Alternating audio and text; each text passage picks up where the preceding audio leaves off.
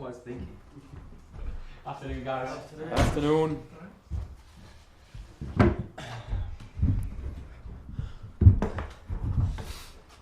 let us know when you guys are good at the back, please. Yeah, all good, thank you. Right, Paddy, how are you? Yeah, it's nice to see you. Thanks for your time as always. Good places only to start. Just sense of the squad available from the weekend. Anything come out of that game, injury or fitness wise? It's the same. Of Ben suffered a mild concussion towards the end of the game. Ben Crescene. He blocked this cross from the side and was hit to the back of his head. So we just have to follow the protocol here, and it will rule him out for the next 2 days or next 2 games. Okay, next 2 games. Yeah, because it will be 12 days from the day. So yeah, next 2 games. Yeah, I'm just trying to think back now. He didn't have to come off there, did he? Because he didn't come off there. No, because we saw it. It was towards the end of the game. I think there was 1 minute or 2 minutes left. And he had this ball to the back of his head, and you could see that he was actually a little bit shaky in that moment, and then felt some headache afterwards. So there's no other way for us to go than to follow the protocol, and that it says 12 days. So we of course respect that. And other than that, nothing in terms of the lads who are on duty on Saturday for tomorrow. No, it's the same. Can I just sort of get a few updates on like Barnsley, for example? You said he had a little bit of a setback there prior to the last international break. Yeah, he's back in his boot, which is, I think it's mostly for him frustrating, because he wants to be around the group and a part of the group, and we try to integrate him as much as possible. And he's a great person for the changing room, and he's trying to engage as much as possible. I think for him it's a little bit tough moment, because it is more than what we expected, and also with this setback we cannot really give him a return to play date. So I think that's sometimes even more frustrating, that you don't know, okay, it's this day, or it's this month, or it's within 4 weeks. We cannot really say. I think Ryan's saying, you originally had to have surgery. We're not. Is it too early to sort of go down that path again, or in terms of medically, how are you dealing with it? Yeah, I think now it's 3 weeks in a boot, and then we have to assess him after that and decide whether it could be surgery again, or we try again one more time. Just to clarify, is it the same sort of related to the same issues he had? Yeah, it is. It's the Achilles. So yeah, he struggled last season.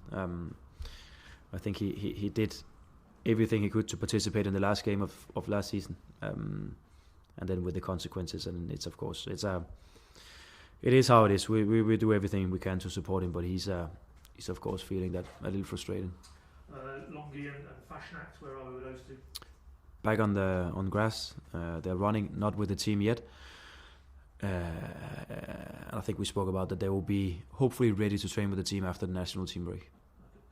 And I know obviously you mapped out with Gibbs and Ornell, it's going to be up to potentially 10 weeks. Yeah. Is there anything surgical with those two? No. Moving on, but kind of on a similar theme, I'm just interested, is there any part of your thought process going into tomorrow and Hull 3-game week cycle? Yeah. Does that impact your selections for these 2 games, or do you look at it and think, well, after Hull you've got the 2-week international break? Yeah, of course we have that, and of course we have to respect first Leeds tomorrow, and then of course Hull on Saturday. That is 2 good teams. So we have to do everything we can to make sure that all the players we have available, they're ready for the game. And I think it's mostly the 3rd game when you play 3 games in a week like this, where you have to think about some rotations, some changes. I think most players can play Saturday and Tuesday, and they should be able to do that. So I think we are in an okay place, and I think also with the changes that we can do, it can give us something different. And I think we are okay covered on more or less all the positions. So that will be a puzzle for us to do after the Leeds game. Just a reflection or two on Derby. A lot externally, a lot of praise for the players, yourself, that performance really. But you did say maybe on the journey home you'd start to think about some of the areas you could have still even done better. Can you give us a sense of what conclusions you arrived at then? Yeah, I think we get off to a bad start in second half, where I think we're a little bit too loose in our positions and our decisions and passes, and that makes so we kind of just give them an invitation to put us under pressure, which I was not satisfied about. Then I think our response is fantastic after their 1-1 goal, because we more or less just take the ball back, we dominate, we play on their half, we score the goal a couple of minutes after. I like the attitude from the players, just gathering in a group after the goal and talking about small adjustments and so on, and also the 10-15 minutes after that was really, really good.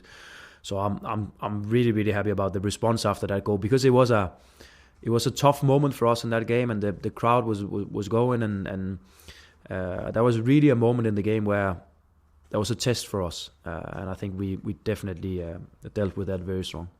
And that's interesting. You zero in on that area, because it might feel inconsequential in terms of a whole season, but it's those moments where you grow as a group, grow as a set of players. I think it is, because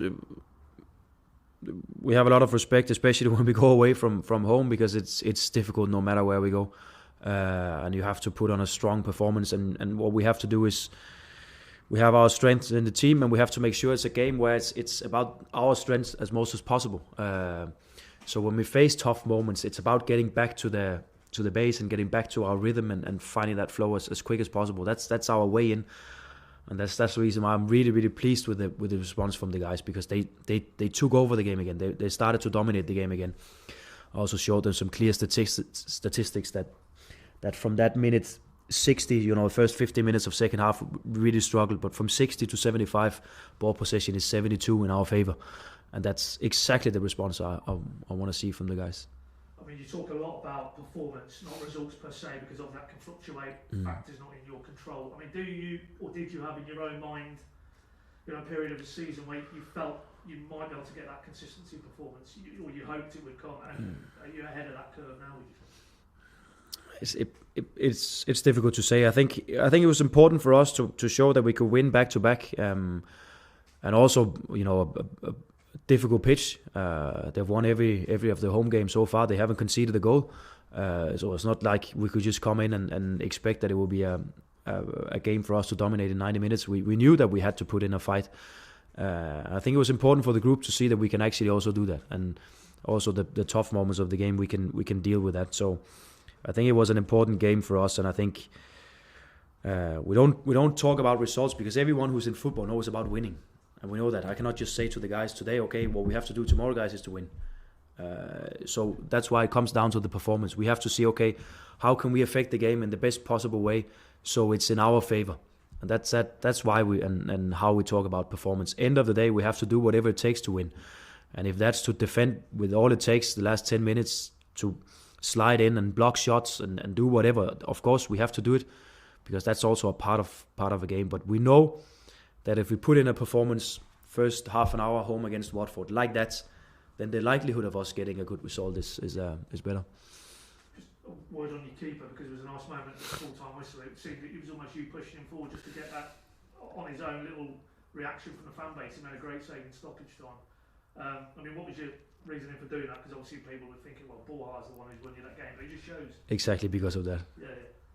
And big moments, you need a keeper, don't you? Yeah, and and obviously you don't celebrate a save like a goal, because you cannot do that.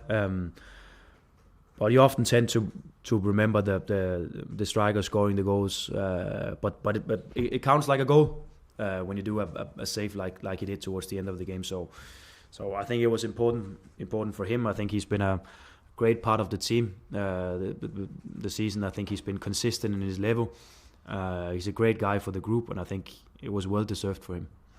I mean, I know full well when you first sort of came in the building, you'd have done your research and a lot of it on these players that you were inheriting. But is he a better keeper maybe than you thought you were getting? Obviously, you knew he was international. He was away with Scotland in the Euros, but now you work with him day in and day out. Yeah, and I think he's a good keeper, and I think there's also he can still develop and he can still improve. And I think what we get now is an experienced goalkeeper coach from abroad who can come in with maybe new eyes and see how can we take the next step. And it goes for Angus as some of also the more experienced guys, that there's always room for improvement. And I think he's been good for us. I think he's been consistent, but we can make him an even better goalkeeper. And I think that should also be his ambition for for the season here. So it was important for him. It was important for the team. But we keep on improving. That's how it is. As you say, whether you're young or old, you can still obviously keep learning. Yeah, and therefore your next question will be about Shane Duffy. It wasn't going to be actually, but I mean, but it is. Yeah. To be honest, I thought I might ask you about him. I thought probably Dan would give me the daggers about moving this on, so we're not here all afternoon. But tell you what, I'll ask you about Shane Duffy. To be fair, I mean, your opinion's far more important than mine. But it feels that you know what Shane Duffy is as a centre back. But I thought again on Saturday, his work on the ball and his calmness in possession. And you've spoken about that with Cordoba, that you want your centre backs to be able to play under stress. Are you delighted that he's shown that element to his game as well? Really, and that's I'm so happy you asked me about him because I really think that he's been a really important player of both our build-up game, but also our way of defending. And I think a little bit shaky pre-season where I was also in doubt whether we should start him or not, or his position in the group and so on. But he took some steps, and he's been so focused and really engaging with the way that we are playing and trying to adapt and learn and really be also positive in his mindset about these things that are going on. So that I think it comes down to that's the reason why he's performing on a good level. Gives us a solid base also on defensive set pieces. I know we conceded one against Derby, but they're maybe also the strongest team in the league with that. We've only conceded one so far in the season. So I think he gives us stability and consistency, and I think he's really taken some steps in this season. I mean, is that element of on the ball, is that something you have to sit down with him as pre-season moved through and the start of the season and say, look, if you're going to play in my side as a centre-back, that needs to be part of your craft? Yeah, we did that, and actually some of the coach members or staff members took him aside also and showed him some clips from his time in Brighton where he did this and was a good player for them, obviously. So we went back to that, and then also with a little bit different approach here on how we do things, but there's also similarities. So we showed him and also the group. I like to have these unit meetings where it's the defenders and midfielders and how we build up, and Glenn are having the same with the defenders and how we defend and so on, where we can go even more into details with this. And I think it comes down to him and his approach to this, and that has been really, really good. Moving on obviously to tomorrow night while we're down here, your initial thoughts on Leeds. You look at a lot of the metrics. I saw a stat this morning, and they seem to be leading the way. I know it's very early in the season. Yeah. It feels like this could be arguably the toughest test so far this season. It's a strong side. I like the way they play. I like the way they can keep possession. I like the way that they can attack in different areas of the game, different variations. They have pace up front. They can find good positions in between the lines. They can accelerate it with 1v1 players on the side as well. So it's a strong side, and we have to make sure that we do our best in every phases of the game. But I like these games because it's really there you see, okay, what we are made of as well, and what we can do. And that will also be our approach to the game tomorrow, that we have to try to dominate as much as possible, accepting that there will be moments in the game where we have to defend and we have to stick together and we have to support each other. But we try to, again, do our best within the way that we want to play. Yeah, I mean, as you say, it's two clubs who have been in the Premier League, know what that's about. Both got to the playoffs, obviously, last season. They're both in a good vein of form now in terms of wins these last sort of 4 or 5 games. I mean, is it too early to build it up as something more than 3 points in terms of both have the same aim to get to the Premier League? Yeah, because it is not more than 3 points. That's how it is, and 3 points earned home against Leeds or away against Derby counts the same end of the day. But of course, sometimes we can all see who will be up there at the end of the season. I think it's fair to say that Leeds will be. So we definitely get some answers about where we are and how we can compete against one of the best teams in the league, and that will be interesting for us to see. I think what I feel and sense from the group is that the guys, they just want to play and they just want to do the stuff that we have done so far this season and get out there in front of the home crowd and show them one more time that we are a strong team as well, and especially with the support from the home crowd, we can do great stuff. Yeah, I was going to ask you about the fans, but we'll get straight into it. Yeah. We saw the scale of the away support Saturday. And I think I remember you saying when you first came in, you were so much looking forward to a Carrow game, big game, under the lights, full house, crowd behind you. Feels like tomorrow is going to be maybe the first example of that, but you can't wait for that. Obviously, as you said there, those fans can play a real crucial role tomorrow. Yeah. And I appreciate that it will be difficult for us to play 12:30 on a Tuesday. But it you know, it's going to be a long one at home, waiting for kickoff in the evening, because it's an exciting one, and we all love that. That's why we're here. I can feel it on the players. I can feel that everywhere I go in the building here. That's people are excited about this one tomorrow, and I think it's obvious for us why. You touched on, when I asked you firstly about Leeds, you know, you like a lot of their play. I mean, as a coach, how familiar are you with Daniel's work, and clearly his impact here previously? I can feel that he's a figure where a lot still talk about him and what he did here. Won, of course, 2 championships, and so promoted the team, and also in a way and with a style that was entertaining and a style that fans appreciated. So yeah, I can definitely feel that. So I think, and I hope they will appreciate also that tomorrow when he will be here. I think that will be great respect to show. But hopefully we can give them a fight and a tough one. And I think we are where we are. We are in a place at the moment where I think it's realistic for us to actually go to the game tomorrow and expect that we can put in a fight and we can put in a strong performance, even though it's a good team. Just final one, really. I wanted to ask you because, as you well touched on it there, you know, didn't quite go to plan the second leg of that playoff game. That's putting it mildly. I mean, is that for the group who are here, the core group of players? Is there any part of that you think could be motivation for tomorrow night? Yeah, of course it was a tough one. And you could see from minute 1 in that game that Leeds were on top. I think most important for us tomorrow is that we go out there, we play our game, we take the chances in the game, we still play with risk. We have to be front-footed, we have to be proactive in our approach, and I think that's the most important part. Again, you can win and you can lose, but I think end of the day, when you sit in the dressing room afterwards, you have to look each other in the eyes and say, okay, did we actually go out there and go for it? And that, I think, is the most important for me to tell the players tomorrow, that we don't change anything. It's the same approach, and we know we can do it also against a good team. Thank you. Just one for me, if I can pick up on that gun point and how good he was at the weekend. A lot of discussion around his contractual situation. Where are you with that at the moment? I think Ben is on the case, like he is with some of the other players as well, because we have good players in the group, and we have to make sure that, especially the good players that we have, that we can keep building on them for a long while. How important is he to the group, and how difficult would he be to replace? I suppose that's why it's so important to get that contractual situation. Yeah, of course it is, and it's an ongoing discussion for us, and it takes several parts to find an agreement. That's how it is in football. But it is something we have to be on top of.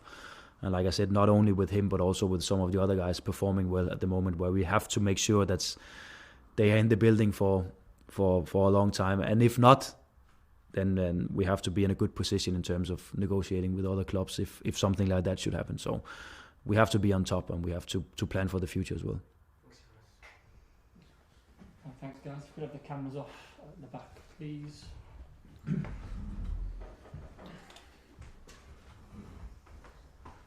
Yeah, come on.